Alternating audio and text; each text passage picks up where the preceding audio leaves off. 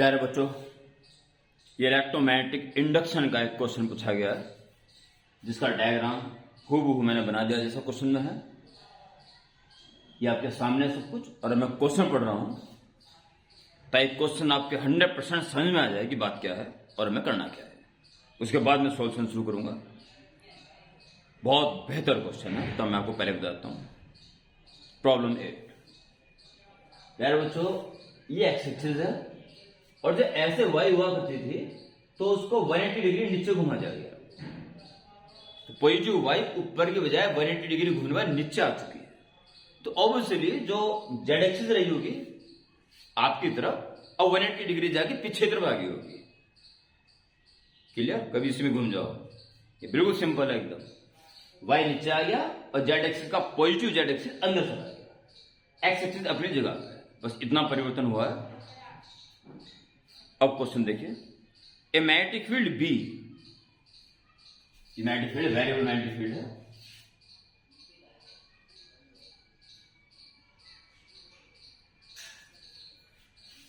ये magnetic field B जो है ये उसने दे रखा है B naught into Y upon A. और देखिए के नॉट से भी बात क्लियर हो जाती है। ठीक है, अंदर जा रहा है, मैंने अभी बताया जेड एक्सिस अंदर की तरफ है, इसलिए के इस बात से इस बात की पुष्टि हो जाती है। ए मैग्नेटिक फील्ड बी जो कि जैसे नीचे आएगा वाई इंक्रीज होगा और जैसे वाई बढ़ता रहेगा मैग्नेटिक फील्ड भी इंक्रीज होता रहेगा, यानी इंक्रीजिंग मैग्नेटिक फील्ड है, नीचे की तरफ जाते हैं। जैसे नीचे जा रहे हैं फील्ड स्ट्रॉन्ग होता जा रहा है और डायरेक्शन पॉजिटिव जेड एक्सिस के डायरेक्शन में है। A magnetic field this is into the paper in the plus z direction. B naught and A are positive constants. A square EFGH. A square loop EFGH of side A. Side A has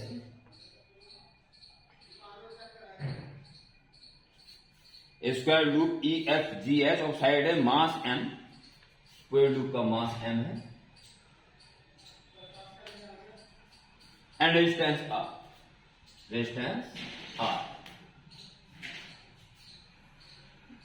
side A mass M and resistance R in XY plane start falling under the influence of gravity. Start 0 से बढ़ना शुरू हो रहा है। Note the directions of X and Y axis in figure 5। ये information प्यारे बच्चों दे रखी है। उसके बाद 3 हिस्सों में पार्ट क्वेश्चन पूछ रहा है वो।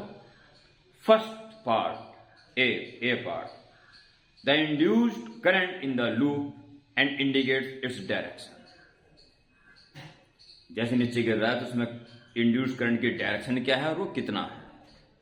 जाहिर है प्यारे बच्चों, जैसे नीचे गिरेगा स्पीड बढ़ेगी उसकी। ठीक है, तो टाइम के ऊपर डिपेंड, स्पीड के ऊपर डिपेंड होगा, वो अपना पा जाएगा। अब अपनी कार्रवाई चालू कर दो। हाँ, तो मैग्नेटिक फील्ड जब आपको दे रखा है तो आप ऐसा मान लीजिए कि कभी ये वाई डिस्टेंस पर है, ये वाई जनरल डिस्टेंस है इसके अपर आर्म की यहां तक, और ये ए हो जाएगी, ये वाई। जब वो गिरते गिरते वाई डिस्टेंस पर है उस वक्त इससे लिंक फ्लक्स कितना है। देखिए ए तो बड़ा अच्छा है, ए स्क्वायर हो जाएगा, पर फील्ड तो नीचे आते आते वेरिएबल है, तो आपको एक पट्टी लेनी पड़ेगी पहले वाई डिस्टेंस पे डी वाई। तो इससे लिंक फ्लक्स देखिए, इस पट्टी से लिंक फ्लक्स देखिए जिसकी चौड़ाई है डी वाई। तो मैग्नेटिक फ्लक्स B इंटू ए, ओके, B इंटू ए रहेगी तो इस पट्टी का length into breadth, A into D. ये मैग्नेटिक फील्ड है, इस पट्टी से लिंक और इंटीग्रेट कर दोगे तो हर पट्टी का मैग्नेटिक फ्लक्स ऐड हो जाएगा और पूरे लूप से लिंक फ्लक्स हमारे हाथ में आ जाएगा। फ्लक्स तो निकालना ही पड़ेगा तभी क्वेश्चन आगे बढ़ेगा। इसमें पहले फ्लक्स निकाल रहा हूं बस, फिर मैं पार्ट ABCD शुरू कर दूंगा आराम से। ओके, ये स्टार्ट करना है वाई वाई और दूसरी आर्म बढ़ते बढ़ते बढ़ते वाई प्लस ए हो जाएगी। इस पट्टी से इस पट्टी तक का सारा फ्लक्स जुड़ जाएगा, यानी ये निकलने जा रहा है हमारे पास total magnetic flux with loop when it's upper arm is Y distance below origin. Okay, B value put करेंगे, integral y to y plus A, B की वैल्यू हो जाएगी B naught y by A into A D A cancel, B naught बाहर आ जाएगा, बचेगा y का हो जाएगा y square upon 2 y to y plus is equal to half b naught y plus a square minus y square half b naught। Holes को open कर लें तो first term y square minus से cut जाएगा, फिर आएगा 2ya plus a square, ये बचेगा इसके पास, बाकी फर्स्ट टर्म कट जाएगा। ये मैग्नेटिक फ्लक्स लिंक हो गया इससे, जब अपर आर एक्स एक्सिस से या ओरिजिन से वाई नीचे उस मोमेंट। ठीक है, मैं यहां से पार्ट ए शुरू करता हूं। पार्ट ए, इंड्यूस करंट की वैल्यू एंड डायरेक्शन निकालनी है, तो पहले मुझे निकालना पड़ेगा induce EMF minus D phi by D T minus phi का डेरिवेटिव कर लो, इसका डेरिवेटिव कर लिया फाई का, तो हाफ बी नॉट तो कांस्टेंट है, 2a और y का dy बाई डी टी, पर ये कांस्टेंट है, जीरो हो जाएगा, माइनस ये भी कैंसिल हो गया, बी नॉट ए और dy बाई डी टी, यानी इसकी स्पीड इस सबके जैसी है पूरे लूप की, यानी लूप की स्पीड है v y के अलोंग v, ये वो स्पीड है जब अपर आर्म y डिस्टेंस पे, उस वक्त इस लूप की स्पीड है। ये मैंने आपको पहले बताया था कि जैसे नीचे गिरा या तो टाइम डिपेंडेंट आएगा या स्पीड डिपेंडेंट आएगा, ऐसी तो आएगी आएगी। तो ये ईएमएफ आ गया, इसलिए current induced current, induced current I is to E का मैग्नीट्यूड अपॉन रेजिस्टेंस। E का मैग्नीट्यूड आ गया आपके पास B naught A V Y upon R, एक आंसर ये आ गया। जब इसकी स्पीड गिरते गिरते वी वाई है या जब ये वाई डिस्टेंस पर है, उस मोमेंट में इसमें इतना करंट फ्लो हो रहा है और डायरेक्शन क्या होगा सोचिए। मैं दो प्रकार से बता सकता हूं, मैं आपको एक प्रकार से बता रहा हूं, दूसरे प्रकार से उसकी पुष्टि करा रहा हूं। देखिए पहला प्रकार, ये नीचे गिरता जा रहा है, तो नीचे गिरते गिरते फील्ड स्ट्रांग होता जा रहा है, यानी कि ये जैसे नीचे आ रहा है फील्ड स्ट्रांग होता जा रहा है, तो इंड्यूस्ड करंट ऐसा डेवलप होगा जो इस बढ़ते हुए फील्ड का अपोज करेगा और इसके अपोजिट बाहर की तरफ फील्ड प्रोवाइड करेगा, यानी कि नॉर्थ पोल बनाएगा, यानी एंटी क्लॉकवाइज।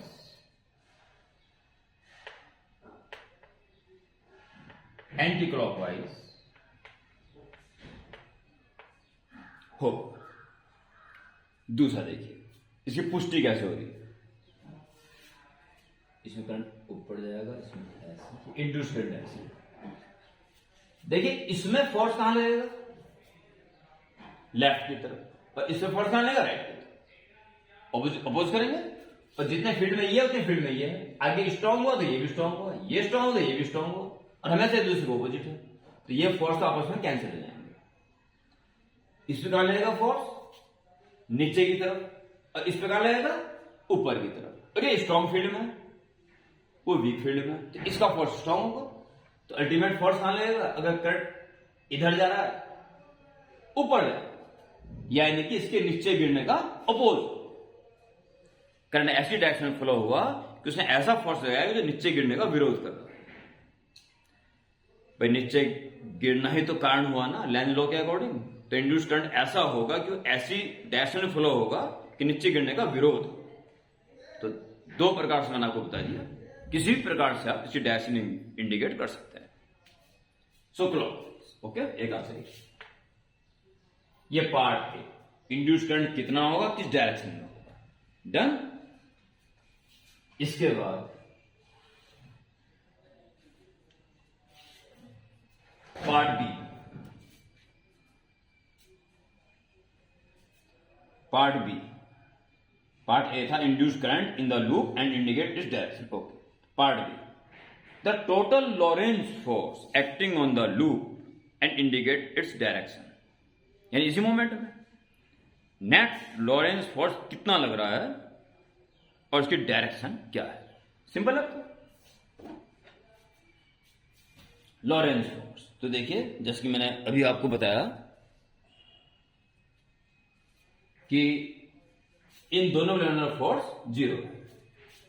आप लिखेंगे part B, force on EX, force on GF, इन फोर्सेस का वेक्टर एडिशन 0, ठीक है। बचे ये दो फोर्स, इन दो फोर्स में ये स्ट्रॉन्ग है और ये वीक है, तो फोर्स नेट फोर्स कितना मिलेगा, force on HG minus force in FP। इस फोर्स जो घटाई बचेगा नेट वो, और किधर, अभी मैंने बताया ऊपर की तरफ, यानी नीचे की तरफ हो जाएगा J, ऊपर माइनस J। या तो खाली मैग्नीट्यूड वेक्टर ना बनाओ, मैग्नीट्यूड निकाल दो, खाली लास्ट में बता देना डायरेक्शन, या हाथों बता के चलते रहो, वेक्टर लगा दो डायरेक्शन बता दो। इस पे स्ट्रॉन्ग फोर्स लग रहा है ऊपर की तरफ, उसे वीक लग रहा है तो अल्टीमेट ऊपर लग जाएगा, जो नीचे गिरने का विरोध भी करेगा, तो ऊपर का मतलब यह J, तो ऊपर हो जाएगा माइनस ये, और फटाफट से कर लीजिए नेट फोर्स निकालना है IBL, I और यहां का B, यहां का B नॉट, और Y कितना है इस आर्म के लिए, Y plus A, Y plus A upon A, ये पोजीशन है Y प्लस A डिस्टेंस, तो इतना फील्ड यहां पे है IBL, लंबाई है इसकी A, IBL, ये फोर्स लग रहा है इस पे माइनस, इस पे कितना लग रहा है, I तो वही है पर B वहां पे B, ये Y डिस्टेंस है तो Y अपॉन IB, और लंबाई उसकी भी यही, इतना नेट फोर्स लग रहा ऊपर की तरफ माइनस J, ऐसे कर जाएगा, और I कॉमन, ये B नॉट है, और B नॉट कॉमन, अंदर बचेगा Y प्लस A और माइनस Y, माइनस ये आ गया माइनस, भी कैंसिल हो गया, I की वैल्यू पुट कर दो या अगले स्टेप में कर देना, I B नॉट A और J का माइनस आगे लिख दिया, माइनस I आप निकाल चुके थे, B naught A VY P naught A V Y upon R, इधर आई वैल्यू, और B naught A passive square हो जाएगा, और जे या पूरा प्रॉपर आई डायरेक्शन से इतना मैग्नीट्यूड और माइनस जे यानी कि ओरिजिन की तरफ नेगेटिव एक्सिस के लो, या डैश में भी इसमें indicate complete answer done. Part सी,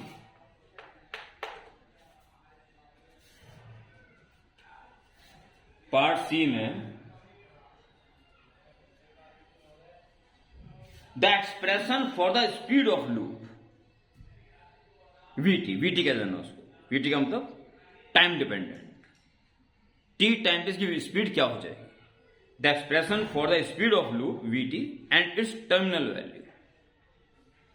बड़ा इंटरेस्टेड क्वेश्चन है, बड़ा इंटरेस्टिंग क्वेश्चन, सी पार्ट कि टर्मिनल वैल्यू पे बच्चे कुछ कंफ्यूज हो सकता है, जबकि ध्यान दीजिए ये जो फोर्स है, देखिए जैसे नीचे गिर रहा है स्पीड बढ़ रही है इसकी, वाई की वैल्यू बढ़ती जा रही है, तो बढ़ता हुआ फोर्स है, जब बढ़ता हुआ फोर्स है ऊपरी तरफ, तो नीचे तरफ इसका वेट है, नीचे तरफ वेट और फोर्स लगातार बढ़ता जा रहा है, तो बढ़ते बढ़ते जैसे एमजी के इक्वल हो जाएगा उस मोमेंट में नेट फोर्स 0 हो जाएगा, फिर इसकी स्पीड और नहीं बढ़ पाएगी, फिर जितनी हो चुकी वो इसकी कांस्टेंट स्पीड हो जाएगी, उसे बोला हो टर्मिनल स्पीड, वो भी निकालनी है। ठीक है सिंपल, है सिंपल। तो सबसे पहले आपको निकालना टी टाइम पर स्पीड क्या है लूप की, न्यूटन सेकंड। इस मोमेंट में mg फोर्स नीचे लग रहा है और इतना फोर्स ऊपर लग रहा है, इतना मैग्नीट्यूड का ऊपर, माइनस ले लेना पहले, B naught square A square V Y upon R, बच्चे तो डायरेक्शन शो कर रहा है, इतना मैग्नीट्यूड को ऊपर लग रहा है, ये नीचे लग रहा है, तो इतना नेट फोर्स से भी नीचे लग रहा है, इज इक्वल टू एम और ए जिसका एक्सीलरेशन है, यानी कि डी बाई डी, और ये कौन सा वी वाई, न्यूटन सेकंड, नीचे गिर रहा है तो M G minus reverse force, ये हो गया net force is equal to M A, बस ये वी वाई निकालना है। ठीक है, किसी मोमेंट टी में निकालना, वी टी पूछ रहा है, तो यहां से आगे बढ़ेंगे।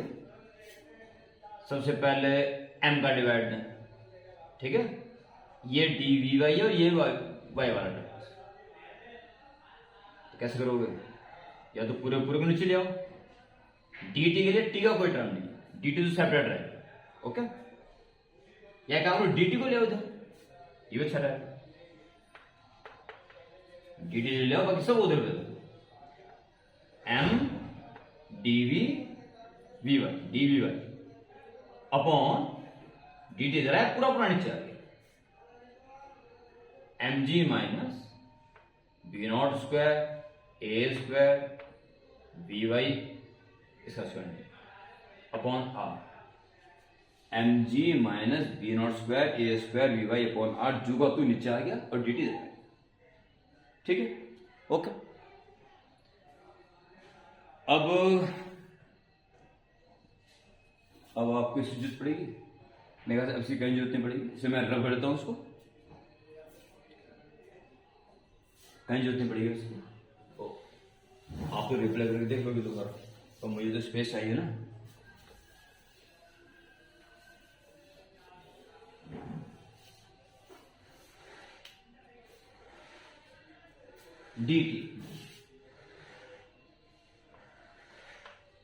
dt इज इक्वल टू, इसे m से डिवाइड दे दीजिए ऊपर नीचे,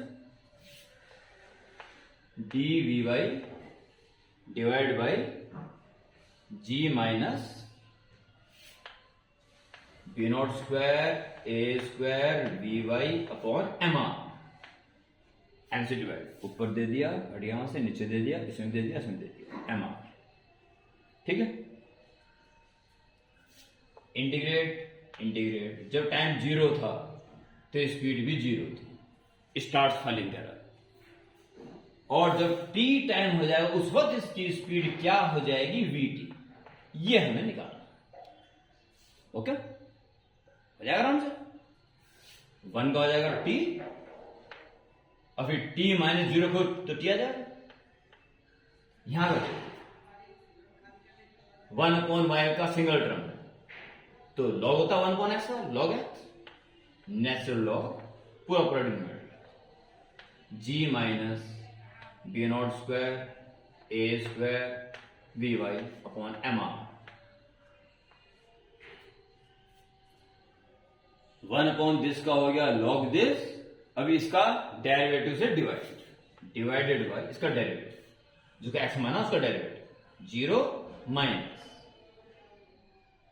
1 हो जाएगा सर, ये इसका बचेगा, इसका डेरिवेटिव करोगे B naught square A square upon M R. 1 this का log दिस हो गया, फिर दिस का दोबारा डेरिवेटिव से डिवाइड, तो माइनस का ये। ओके, अब हमें क्या करना है, ये वी वाई निकालना है। अच्छा, लिमिट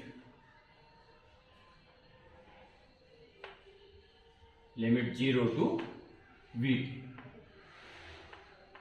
ओके, तो करना पड़ेगा, किसको दे रहा है उसके साथ, माइनस का B naught square A square upon M R into T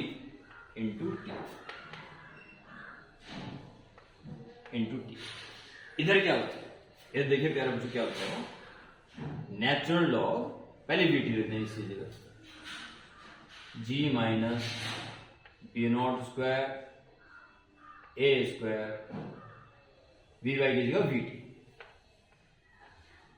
V upon M. अब लिमिट दी, फिर 0 रखना, तो माइनस नेचुरल लॉग, 0 रखोगे तो 0.5 हो जाएगा, लॉग जी बचेगा बस, natural log ji, log this minus log this. ठीक है, आइए फाइनल सूत्र रख लेते हैं, बस हो जाएगा।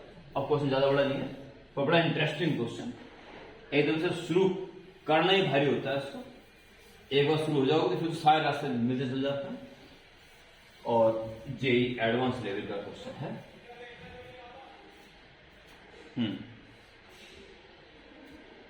किया गया फाइनल स्टेप हम चल रहे हैं, minus B naught square A square T divide by M R equal to log this upon log this, तो लॉग दिस अपॉन दिस हो जाएगा, natural log this upon this, तो जी का डिवाइड हो गया, तो जी का इसमें देके 1 आ जाएगा, माइनस इसमें दोगे B naught square A square V, और जी का डिवाइड दोगे तो M G upon M G. अब ये कैसे सेपरेट होगा, तो नेचुरल लॉग है तो ई की पावर ये हो जाएगी,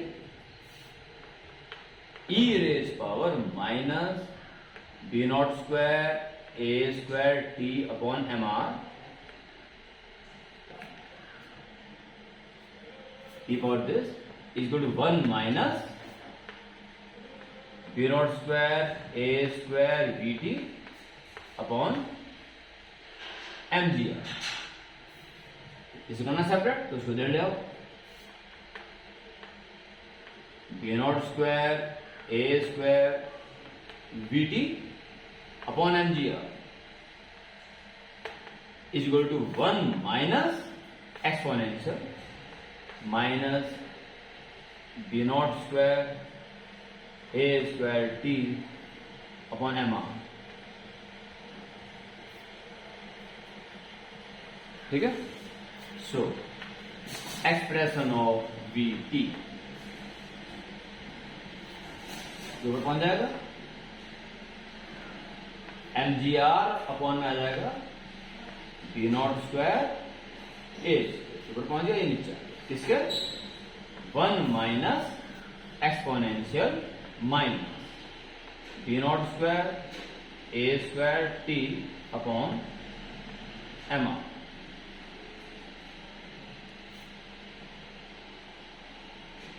आंसर। ये इसे किसी मोमेंट t पर स्पीड है, ठीक है।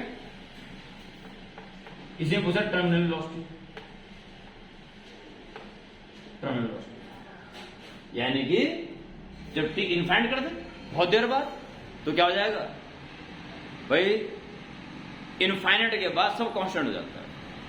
जब t इनफाइनाइट हो जाएगा तो उसका मतलब क्या होगा कि टाइम के ऊपर स्पीड बढ़नी बंद हो, ठीक। तो terminal velocity v terminal velocity तो इनफाइनाइट दोगे e पावर माइनस इनफाइनाइट चाहे प्लस इनफाइनाइट हो जाएगा, तो अपॉन में इनफाइनाइट यानी कि 0, तो 1 माइनस 0 1 बचेगा, यानी ये बचेगा mgr अपॉन v0 2 ये टर्मिनल। इस तरह से इस वीडियो में इस कंप्लीट क्वेश्चन का आपके लिए कर दिया गया है।